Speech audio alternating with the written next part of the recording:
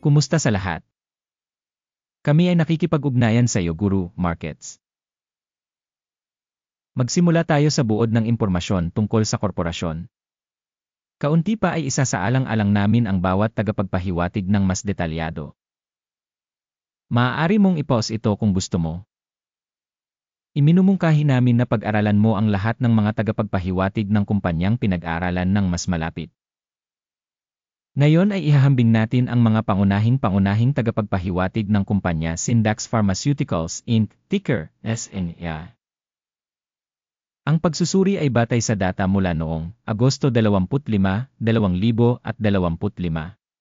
Ayon sa klasifikasyon Guru Markets kumpanya Syndax Pharmaceuticals na bibilang sa subkategory Cancer Blood, 18 kumpanya ang kalahok sa pagtatasa. Tingnan ang mga desisyong ginawa sa pagtatapos ng video. Pangkalahatang resulta para sa kumpanyang pinag-aralan, -8 sa 10 puntos. Ang average na resulta para sa subkategory ay -1.5 puntos. Kung titignan mo ito ng napakalawak, sa loob ng buong merkado sa amin sa kabuuan, makikita natin na ang average na resulta para sa buong merkado sa kabuuan ay 1.8 puntos.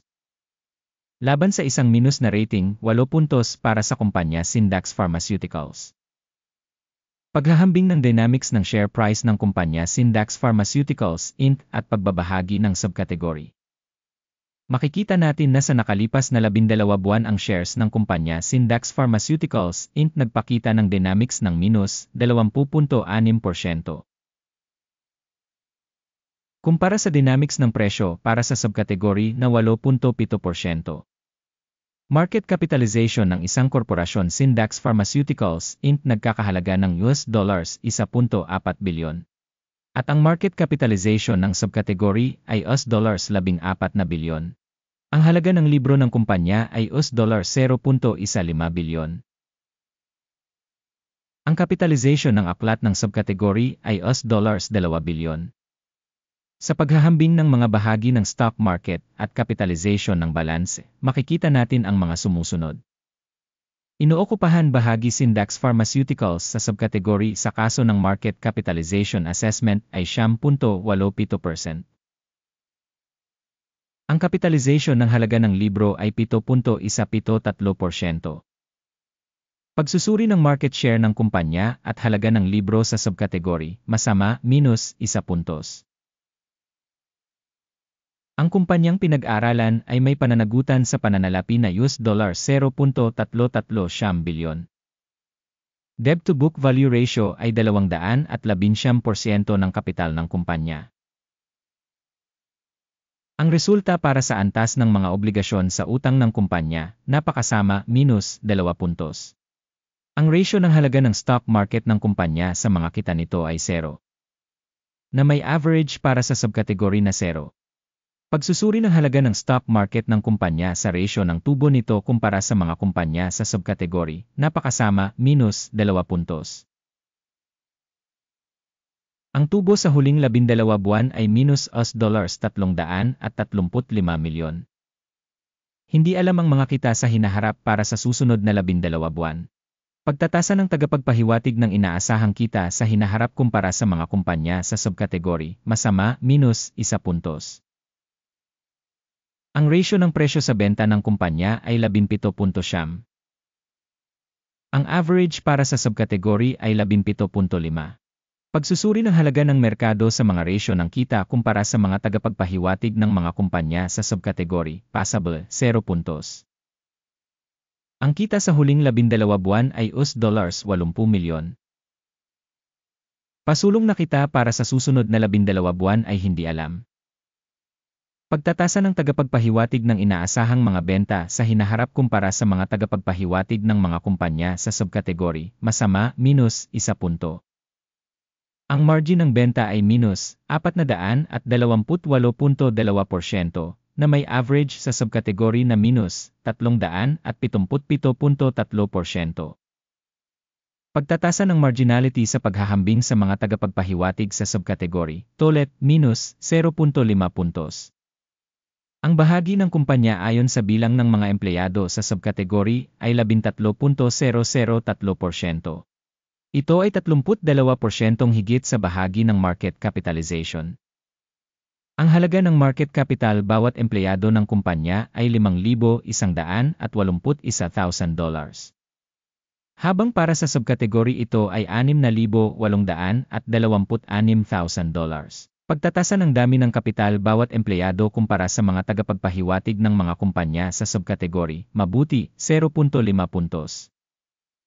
Ang halaga ng kita sa bawat empleyado ng kumpanya ay minus $1,240,000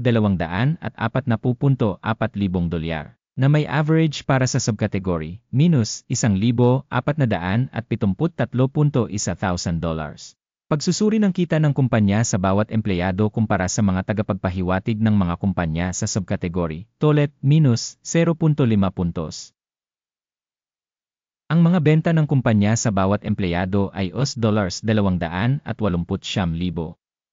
Sa subkategory na $390,000.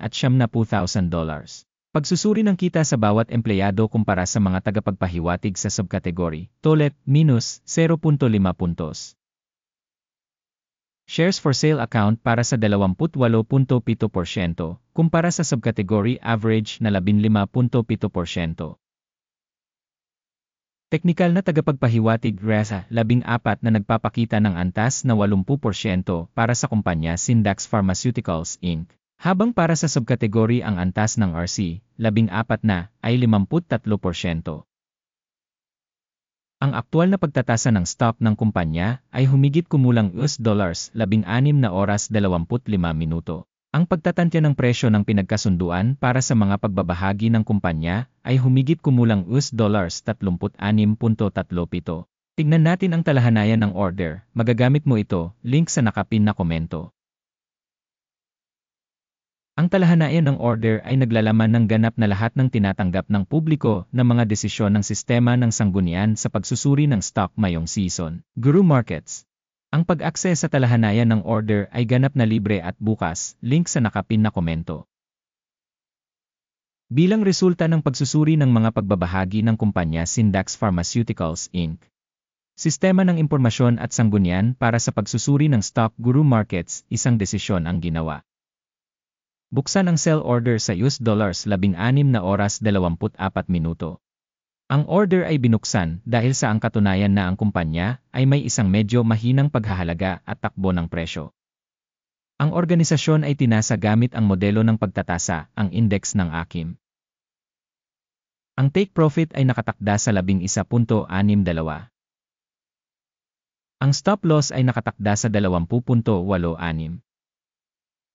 Sakaling hindi isinara ang order sa pamamagitan ng take profit o stop loss. Pagkatapos ay otomatikong isasara ang order batay sa mga resulta ng pangangalakal noong Setyembre 24, 2025 o sa huling araw ng trabaho bago ang tinukoy na petsa. Ticker, DY ay ang pangunahing buy order. Ang video ng pangunahing deal ay naipublish na sa channel. Sa kaso ng pagsasara ng alinman sa mga order, ang pangunahing o pagbabalanse. Ang pangalawang order ay naayos sa huling presyo. Maraming salamat sa mga manonood sa panonood hanggang dulo at sa paggamit ng information system mula sa Guru Markets.